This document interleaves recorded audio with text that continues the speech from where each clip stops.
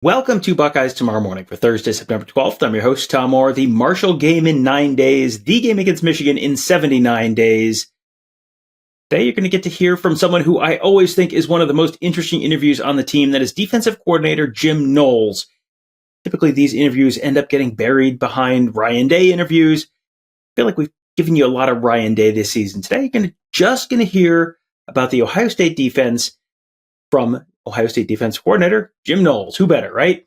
So let's start with that targeting call against Denzel Burke. I'm sure all of you have thoughts on it. Seems like Jim Knowles may have some thoughts on it as well. Was that an avoidable penalty? Did he give any coaching notes to Denzel Burke after that one? Here's a little hint. Note the long pause here between the time that he gets asked the question and when he answers.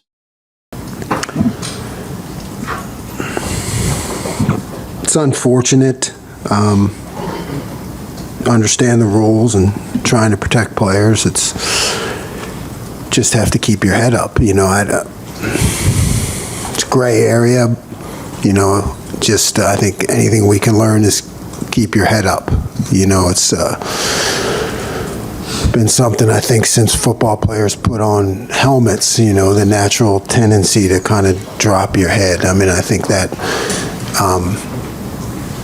That can eliminate a lot of errors and potential injuries. Is just see what you hit, keep your head up. The Buckeye defense had a solid first game against Akron and then got even better in game 2 against Western Michigan, holding the Broncos to a whopping 0 points and 99 yards of total offense. Not too bad. One of the changes there between game 1 and game 2 was the return of senior linebacker Cody Simon. Wears the Block O jersey this year, obviously very well respected by his teammates. And you saw him make an immediate impact on the field as well with a sack on the first drive of the game. Just how big an impact did Cody Simon have when he's out on the field? Yeah, Cody's the, leader of the defense, the quarterback for the defense, conscientious young man and bleeds Ohio State. There are, as you said, so many more things that he gives the team aside from statistics, and I think it just brings a general confidence to everyone when he's out there. I think in most seasons, second-year cornerback Jermaine Mathews would probably be a starter on the Ohio State team. This year, with Denzel Burke and Jordan Hancock and Davis Nigbinosin all back, Mathews is relegated to a reserve ball, at least for a little bit of time. When Burke went out with the injury, Mathews stepped right in. So what did Jim Knowles think of Jermaine Mathews' play on the day, and what could Mathews' role be on the team this fall? Yeah, this is a long season. Strange things can happen, unfortunate things. So depth is critical. Yeah, Jermaine is in that area I've talked about before of guys who, might not be a starter, but in our mind, he's considered one. So you don't blink when he goes in. He's a guy who has proven to be able to compete in, the toughest games and situations. So he's kept himself prepared with a good attitude and, came in and did a good job. Jermaine Mathews was not the only second-year player to make a real impact in that game against Western Michigan. How about linebacker Arvell Reese, defensive tackle Kayden McDonald, 2 more young guys who really seem like they're playing their way into bigger roles this year. Here's what Jim Knowles had to say about them. Yes, on both. Arvell has made tremendous improvements since he's arrived here. You're seeing him play fast. He's got tremendous physical tools. So for a linebacker, it's just a matter of, knowing what to do and not having to think about it. So what you're seeing out of Arvell now is he's understanding where all the pieces go, and he's able to play fast without thinking. K-Mac has been doing a great job since he got here, even on scout team and giving our offense fits. So, we've been expecting him to have a breakout year, and he showed it last week. Made a lot of plays. The Ohio State defense hasn't been perfect this year, but they've been fairly close. 2 games into the season, they've given up a whopping 6 points all year long. Both of those long field goal attempts. So really no one has even gotten within 20 yards of the end zone for the Buckeyes all year long. So where does this defense still need to improve? Yeah, I see a lot of things formationally. I see things that maybe other people don't. So that's really my biggest concern, is just staying on top of things that maybe didn't show up in the game, but I saw the possibilities for, down the road, and how other people are going to scout us, and self-scouting, and, seeing what I called, and how I can have the more change-ups available when we need them. But it's just trying to look at every play and seeing what we did, which for the most part has been good, and what are the other things that can come off of it? How are other teams going to look at us? Earlier in the year, when we were talking about areas of concern for the Buckeyes, one of them was, the depth at safety might be a little bit of a question mark. That feels like even that question mark is starting to go away, at least to some degree. Jalen McClain, Malik Hartford, they have both gotten a chance to play a decent amount the first 2 weeks. Has Jim Knowles seen signs of progress there? Yes. I mean, both of those guys are coming along, and the more reps they get, they've been showing up and doing all the right things, and playing hard, and making the checks, and making plays when their number's called. So the more reps we can get them, the better. Because like I said, football it's a tough game, long season, and we need them. So when guys don't show up on the stat sheet, what does that mean to Jim Knowles? It could mean that a guy is getting double teamed, or the other opponent is just running or throwing away from him, or maybe he's just not making an impact at all. So how do you figure that out? Well, according to Jim Knowles, it sounds like figuring that out seems like it's getting easier thanks to the new technology on the sideline. So much happens in our game that most of us can't see, and you never know what the guy's assignment was, what he was taught, what he was trained to do. So it all comes down to the evaluation by the coaches, and we have those iPads now, so we're getting everything in real time. So you can really pretty much grade a player after every series. I mean, you can. So you can see what his value is to the defense based on the call, but whether his name gets called or not is really not important to us. It's more of how is he functioning in the scheme. Next up, a guy who for years I've talked about as one of the most, if not the most underrated players on the Ohio State team. That's defensive tackle Tai Hamilton. He's in a defensive line with 5-star defensive ends like JT Tuimoloau and Jack Sawyer, longtime fan favorites like Tyleik Williams. And then there's Tai Hamilton, little old 3-star at a little old Pickerington, Ohio, and just like his brother Devon, he's turned from a low 3-star prospect into a really, really effective space eater, tackle maker on the interior of that defensive line. Here's Jim Knowles' thoughts on Tai Hamilton. Yeah, I mean, he's been making an impact since I've been here, but he has developed into a dominant player. I mean, he's a guy that can control the interior of the line of scrimmage, and that's a big deal. I've always said when your defensive tackles make tackles, it allows you to do other things in coverage and how many people you commit down to the box.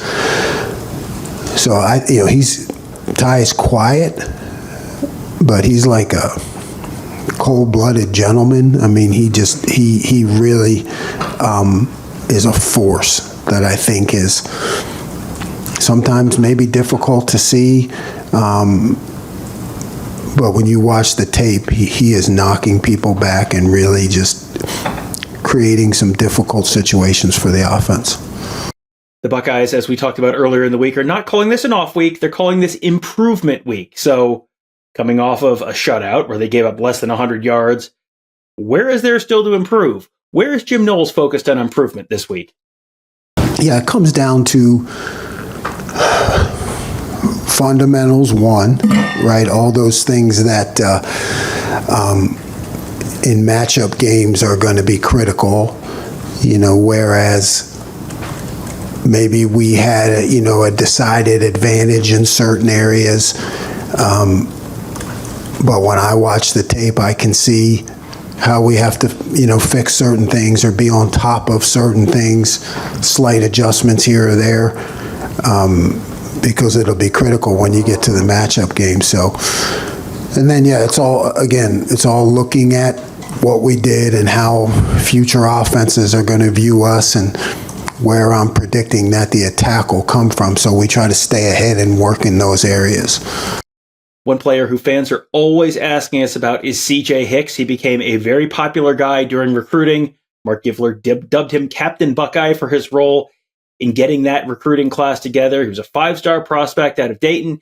Just hasn't quite translated to the field yet. So if CJ Hicks is not going to be able to get a regular role at linebacker, and it seems like maybe he's going to have a tough time getting a starting spot this year, maybe is there a role for him at the line of scrimmage instead, just as a pass rusher off the edge? You're going to hear that answer from Jim Knowles and then a follow-up from Bill Landis. We haven't discussed that because, CJ is still developing very well and he's considered very much a part of that mix with those guys at linebacker. But, I've said it before, it's always in the back of my mind because, I think he has those gifts and tools to be able to do something like that. So it's nothing we've really discussed, but it's always there for me because I know it may come into play at some point. What brings it to the front of your mind? I guess what would have to happen? Well, it would have to, you would have to maybe experience some depth issues in other places.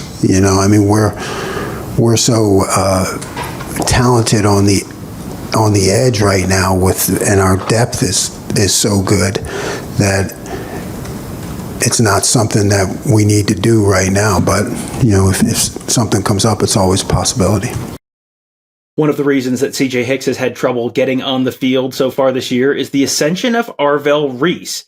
Reese has gone from a little bit of an afterthought to potentially a major player in the rotation for the Buckeyes at linebacker this year. So how has the ascension of Reese opened things up for Jim Knowles to mix things up at linebacker a little more? It adds another guy, and Arvell, like I said, his growth has really been fantastic, and he's gone through some lulls, as a younger guy. He's gone through some ups and downs, and it's like a daily thing in practice.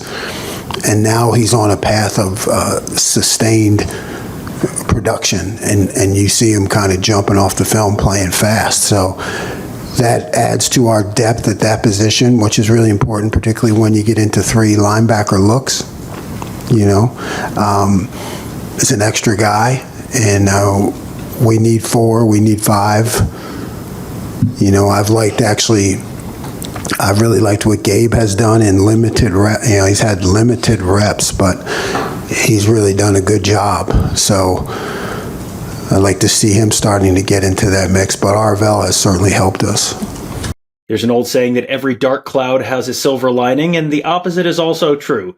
Every good thing, you can always, college football fans, find a reason to be discouraged by it. So how about this one?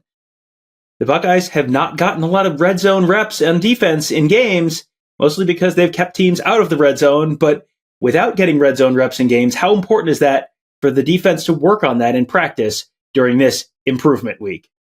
Yeah, we do it all the time, and Coach Day puts that in constantly. We do it every week.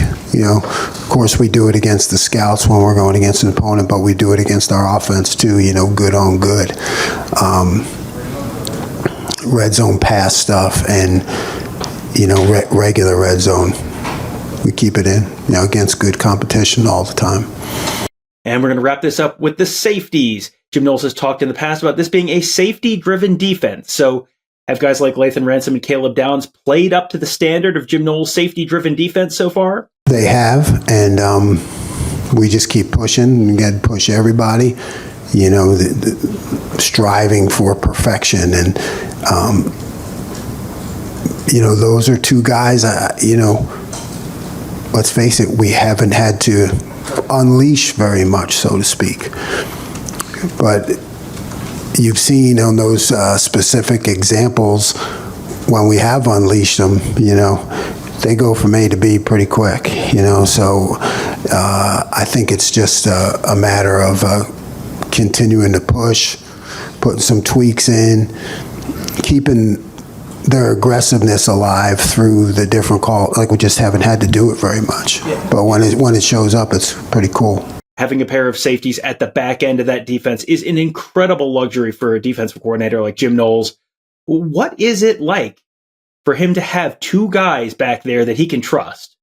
I don't want to say take it for granted, but you don't sweat it. I mean, it's just, you know you can go in to those two and say, hey, this week we want to do it this way. And by the way, against this, I want you to make this call. Okay, ready, break. And then you just, you know what I mean? When you have to put in these slight adjustments week to week, it's not something you don't say, oh, man, can that guy handle that? You just kind of roll. Okay, here's what we're going to do. And okay, got it, coach. And that's it. So it certainly makes it easier to make adjustments. Hope you guys enjoyed that one. We always like talking to Jim Knowles. He always gives you some thoughtful answers, a little bit of a different twist on things sometimes. He's not your traditional football coach, but has had incredible results since getting to Columbus in 2022. And those have seemingly continued this year so far, 2 games into the 2024 season. So we will see whether they can continue next week when the Buckeyes host Marshall at the Horseshoe. That game is a noon kickoff on Fox. We will be there for that one. We'll be there for all the interviews during the week next week and all the excitement, all the coverage, all the recruiting. You can follow it all at BuckeyeHuddle.com. That's where Tony, Kevin, and I cover the team. Mark covers recruiting. Got our whole team of X's and O's gurus there to make you a smarter football fan. That is all at BuckeyeHuddle.com and YouTube.com/BuckeyeHuddle. We hope to see you there. That'll do it for today. Thank you guys all for joining us. Have a great day. We'll talk to you tomorrow.